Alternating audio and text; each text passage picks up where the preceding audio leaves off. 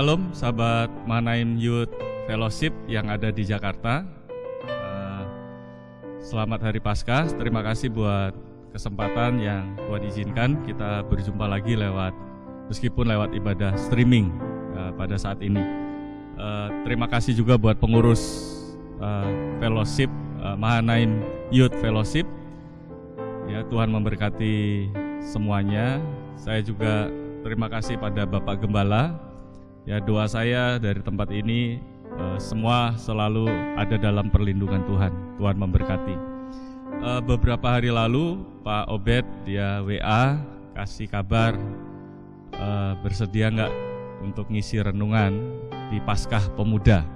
Kemudian saya bilang oke, siap. Tapi saya tidak bisa lewat Zoom karena nggak ada aplikasinya. Jadi lewat rekaman aja dan diberi tema New Way dan New Life.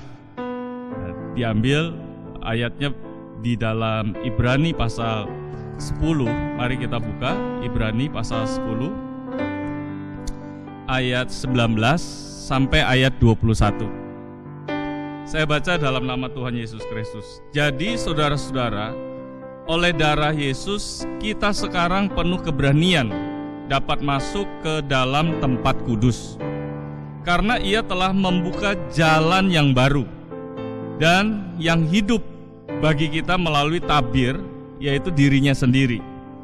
Dan kita mempunyai seorang imam besar sebagai kepala rumah Allah.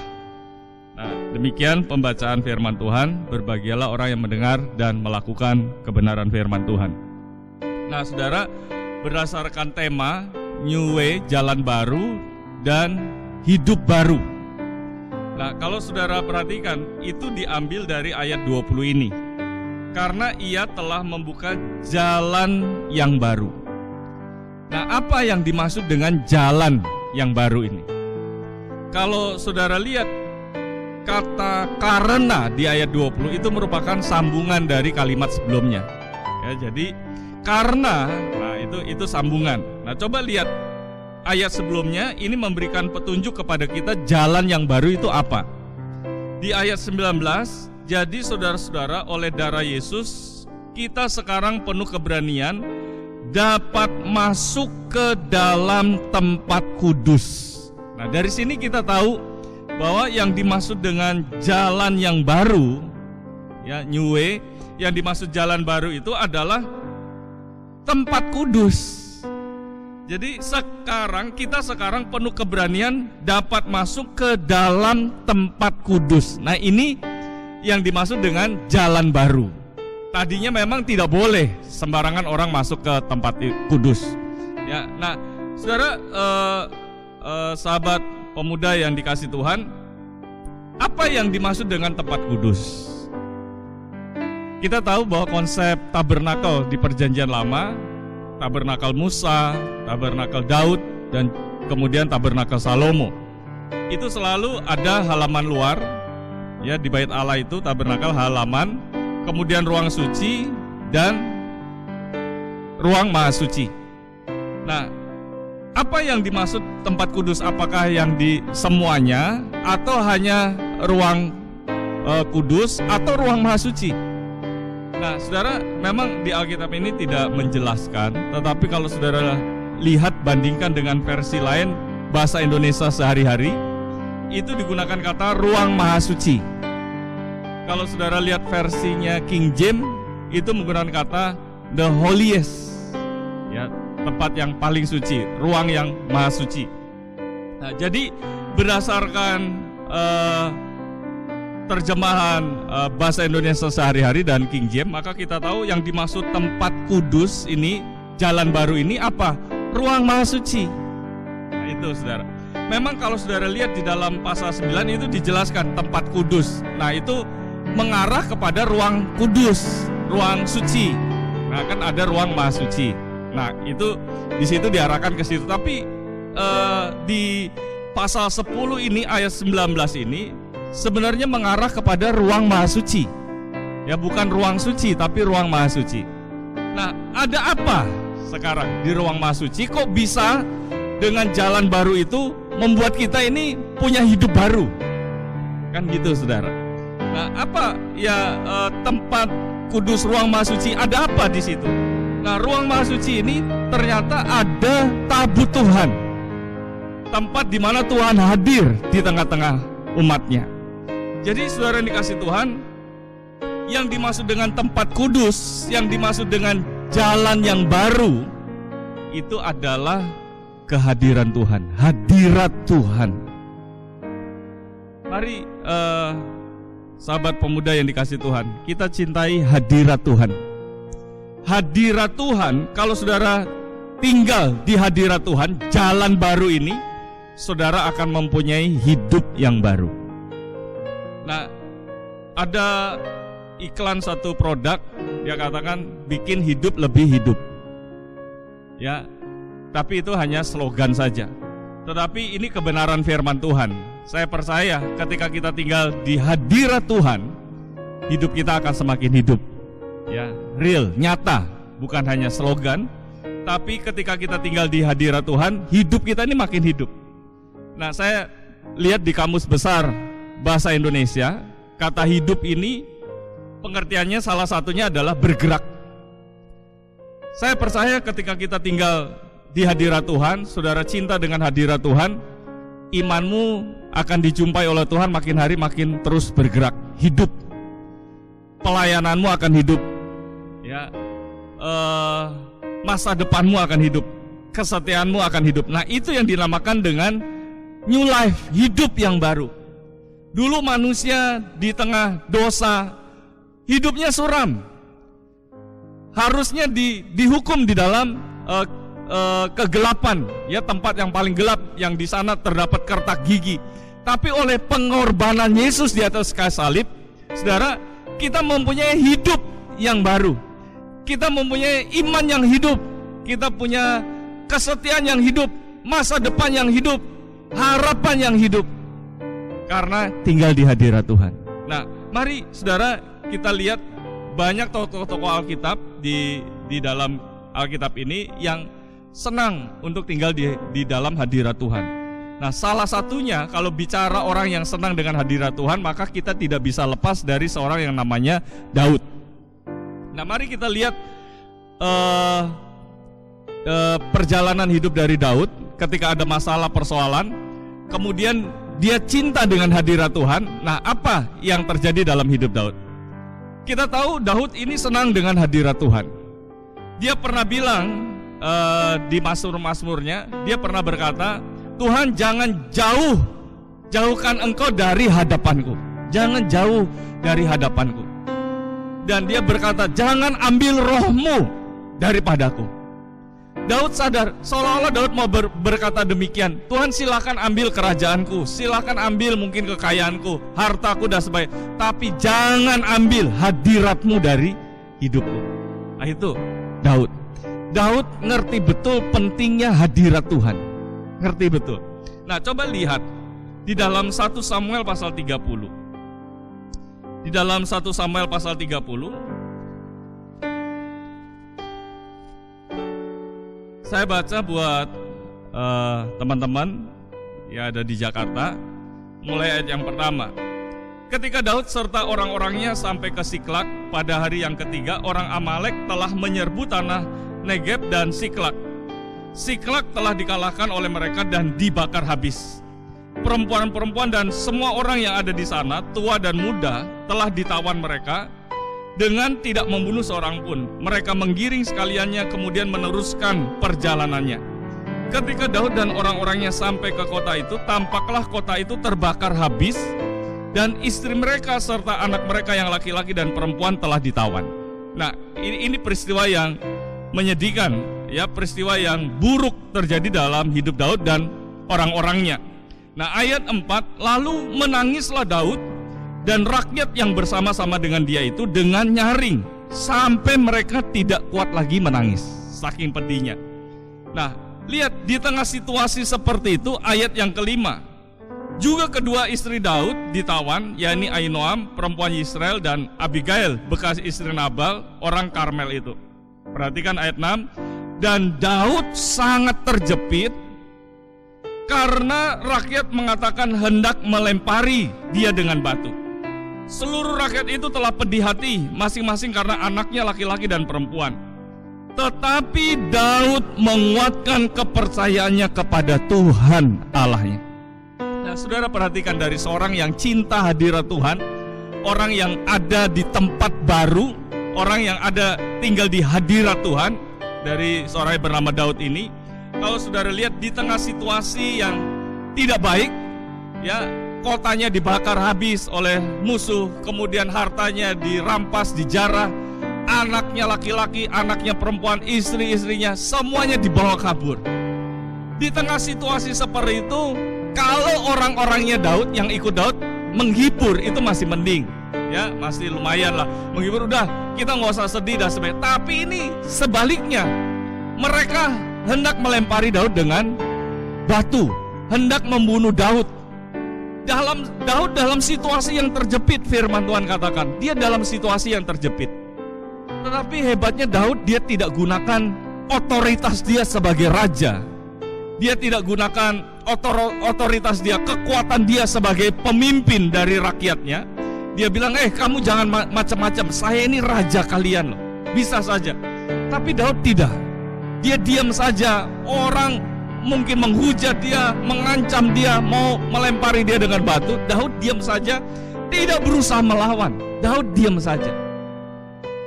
Daud sadar betul bahwa dia di hadapan Tuhan, dia adalah domba. Seringkali sebutan dari anak-anak Tuhan adalah kita ini domba. Ya, Tuhan Yesus gembala kita. Nah, kenapa kita disebut sebagai domba? Domba itu satu-satunya binatang di dunia ini yang tidak punya senjata. Binatang-binatang lain semuanya punya senjata. Ya, kucing dia punya senjata cakarnya, anjing dia punya senjata. Bahkan binatang yang kecil pun, semut, dia punya senjata. Hanya domba yang tidak punya senjata. Tapi meskipun domba tidak punya senjata, ya, senjata yang bisa diandalkan dari dirinya, dia nggak punya. Tapi dia punya senjata yang lebih kuat, yang lebih perkasa daripada dirinya sendiri, yaitu gembalanya. Nah, Daud sadar betul konsep ini, sehingga ketika ada orang-orang menghujat dia, menyerang dia, dia diam saja. Dia seperti seekor domba, diam saja. Karena dia tahu, di tengah situasi seperti itu, gembalanya yang agung, itu yang menyertai dia dan menolong dia. Makanya saudara, Daud bilang, sekalipun aku berjalan dalam lembah kelam, aku tidak takut. Ya, aku tidak takut bahaya. Kenapa? Karena tongkat dan gadanya, gada gembala, itu menyertai dia. Saudara, kalau ada orang menyerang kita, ada orang menghujat kita dan sebagainya, jangan kita pakai kekuatan kita sendiri untuk membalas mereka. Jangan. Karena kita punya gembala agung. Makanya saudara lihat Daud, dia tidak gunakan otoritas dia sebagai raja, dia tidak gunakan kekuasaan dia dan sebagainya, tapi dia diam saja. Dia hanya menguatkan kepercayaannya kepada Tuhan, gembala agungnya dia. Saya percaya saudara, gembala kita bukan hanya menyertai kita dengan tangan, dengan tongkat dan gadanya, tetapi gembala agung kita, dia rela untuk memberikan nyawanya bagi kita. Amin. Jadi saudara yang dikasih Tuhan, Yesus pernah katakan di Yohanes pasal 10 tuh, aku gembala yang baik. Gembala yang baik itu menyerahkan nyawanya bagi domba-dombanya. Jadi biarlah kebenaran firman Tuhan ini membuat kita ini, hidup kita ini semakin hidup. Ya, kalau kita tinggal di hadirat Tuhan, kita nggak akan pakai kekuatan kita sendiri. Kita tidak andalkan kekuatan kita, kita tidak andalkan kepintaran kita, apa yang kita miliki, keahlian, tapi kita andalkan kekuatan Tuhan. Makanya Daud dia menguatkan kepercayaannya kepada Tuhan. Bukankah ini yang namanya iman? Iman yang hidup itu yang seperti ini. Saya percaya sahabat Mahanaim Youth, ya, dimanapun berada, saudara ketika ngalami masalah, ngalami kesulitan dan sebagainya, sepertinya kondisi saudara sedang terjepit. Jangan andalkan kekuatanmu, jangan andalkan kepintaranmu, tapi mari masuk ke tempat yang baru, jalan yang baru, masuk ke tempat kudus, masuk di dalam hadirat Tuhan, Karena ketika kita masuk di dalam hadirat Tuhan, iman kita akan bergerak. Ya, rohani kita akan terus bergerak, progres ke depan. Ya, kita akan makin dewasa, diproses makin dewasa. Kita tidak andalkan kekuatan kita tidak andalkan kepintaran kita. Yang kita andalkan adalah Gembala Agung kita, yaitu Tuhan Yesus Kristus yang mau menyerahkan nyawanya bagi kita semua. Nah, saudara lihat, menarik sekali waktu ayat yang ke-7 dikatakan ini bukti dari seorang yang cinta dengan hadirat Tuhan. Lalu Daud memberi perintah kepada Imam Abiatar, ya, 1 Samuel 30 ayat 7. Imam Abiatar bin Ahimelek, bawalah efod itu kepadaku. Maka Abiatar membawa efod itu kepada Daud. Kemudian bertanyalah Daud kepada Tuhan. Nah, ini tinggal di tempat kudus, tinggal di jalan baru. Bertanyalah Daud kepada Tuhan. Nah, waktu Daud bertanya kepada Tuhan, dia copot jubah rajanya dia copot jubah kebesarannya dia pakai jubah efod, jubah penyembahan, saudara. Jubah penyembahan. Karena itu mari saudara dikasih Tuhan, puji Tuhan kalau engkau di luar sana, engkau sebagai raja. Puji Tuhan engkau mungkin di kampus jadi raja, mungkin. Ya, mungkin di tempat kita bekerja engkau jadi raja. Orang agung-agungkan kita, bos suka sama kita dan sebagainya. Teman-teman suka sama kita, puji Tuhan. Tapi kalau engkau mau masuk di tempat kudus, di jalan yang baru, engkau harus berani copot jubah raja, jubah kebesaran. Engkau harus gunakan jubah efod, jubah penyembahan kita kepada Tuhan. Karena itu mari saudara yang dikasih Tuhan, terus tinggal di tempat yang baru, terus tinggal di tempat kudus, terus tinggal di dalam hadirat Tuhan. Percayalah, ketika kita tinggal di dalam hadirat Tuhan, apapun situasi yang datang dalam hidup kita, meskipun itu membuat kondisi kita makin terjepit, percayalah kita tidak akan menggunakan kekuatan kita sendiri, tapi kita menggunakan kekuatan Tuhan sebagai Gembala Agung kita yang sudah menyerahkan nyawanya bagi kita. Nah, kita belajar lagi dari satu peristiwa orang yang cinta hadirat Tuhan ini di dalam Mazmur pasal 3. Mazmur pasal 3, ini kan Mazmur yang lahir ketika Daud dikejar-kejar oleh Absalom, anaknya, dan Daud mau dikudeta. Dan bukan hanya dikudeta saja, Daud juga ingin dibunuh anaknya sendiri.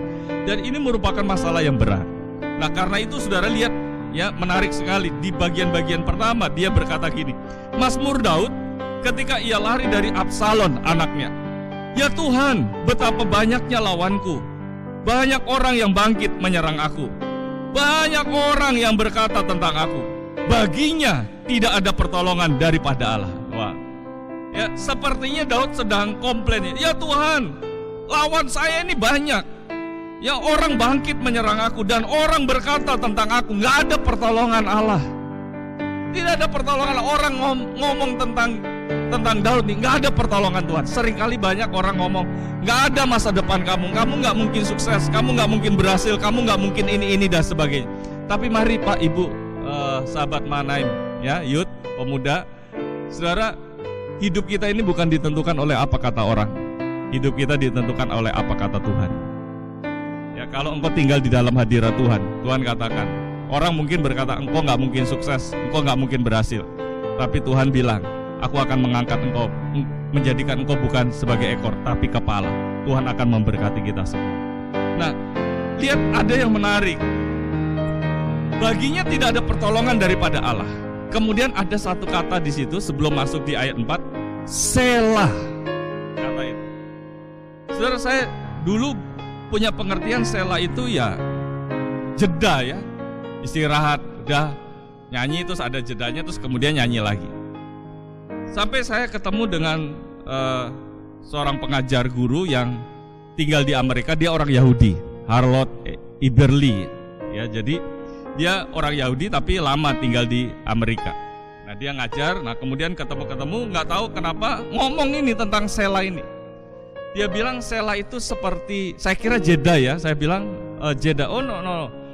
Dia bilang seperti tapi tidak sama. Seperti dia umpamakan itu ada DVD player dulu kan ada DVD player, ya. Yang nyetel video kan pakai DVD player.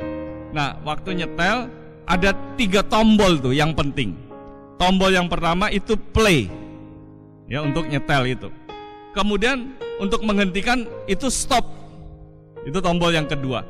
Nah, stop itu bukannya berhenti istirahat, bukan. Itu stop ya selesai. Kalau saudara setel lagi, itu ngulang lagi dari awal. Ya, ingat ya, kalau ya, saudara mungkin yang muda-muda ini nggak ini ya DVD player, tapi kalau seangkatan saya masih itu kebagian DVD player. Jadi kalau play terus kita stop, itu udah selesai. Ya, tengah jalan mungkin ada urusan apa keluar, kita stop, selesai. Nanti pulang kita mau nonton lagi nggak bisa, harus ulang lagi dari awal. Nah, yang kita bisa lakukan kan paling forward aja, atau kalau kecepatan di rewind aja, ya, dimundurin. Nah, itu 3 tombol itu. Nah, tombol yang ketiga tombol pause. Karena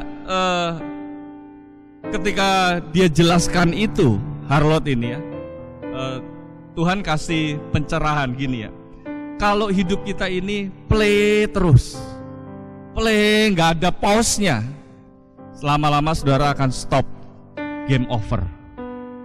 Ya, saudara kerja terus, banting tulang, kepala jadi kaki, kaki jadi kepala, terus kerja siang malam, lupa dengan hadirat Tuhan, lupa menyembah Tuhan, lupa gunakan baju efod, terus kerja demi masa depan. Ya bagus sih, terus kerja, tapi nggak pos-pos, lama-lama nanti di stop, game over, selesai semua. Ya, makanya orang kalau saudara lihat ya, tape DVD recorder dulu itu, kalau play terus itu kan DVD-nya jadi panas. Makanya orang yang nggak pernah pause itu panasan, ya.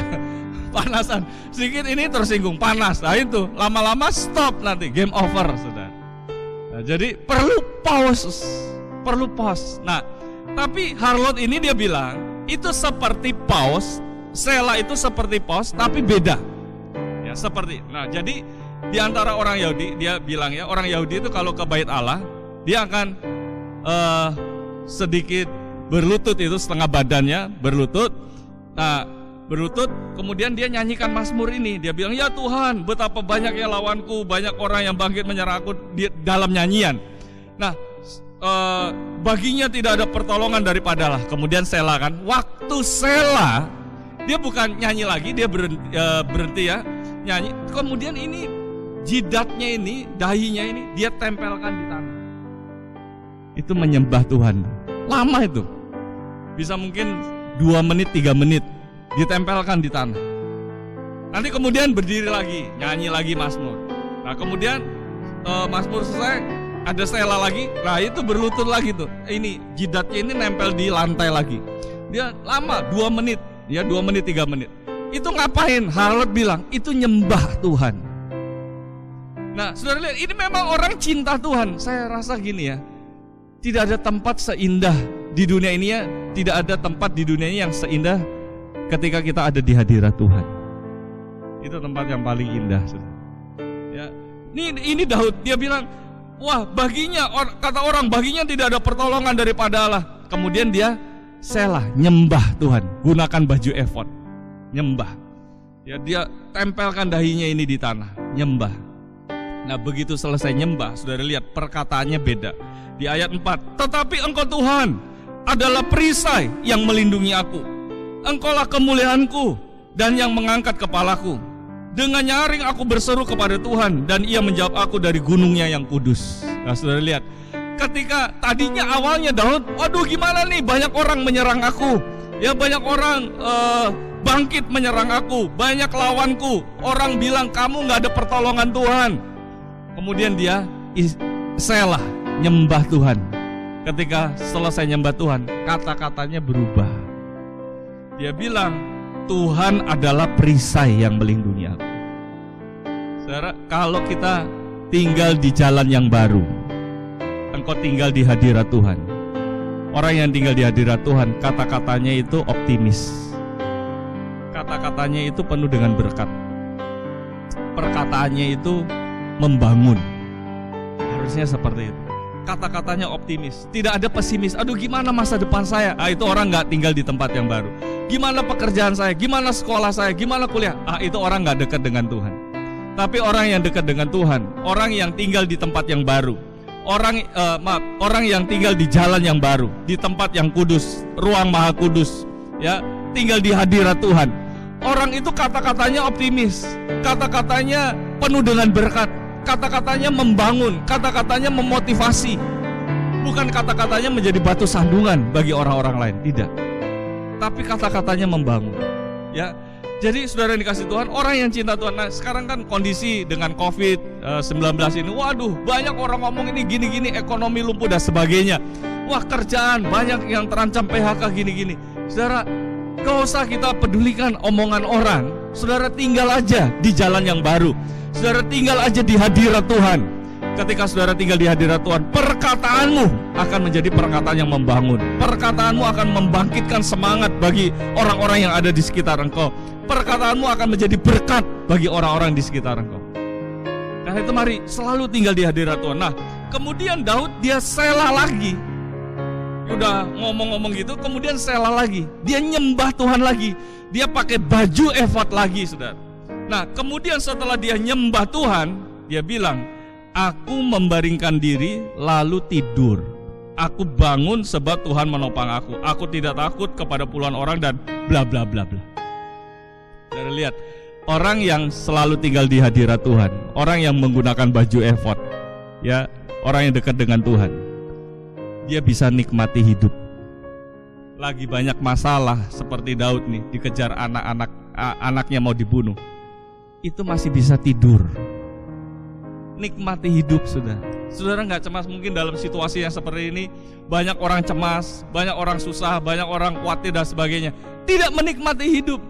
Tapi orang yang dekat dengan Tuhan, orang yang tinggal di hadirat Tuhan, orang itu yang akan menikmati hidup.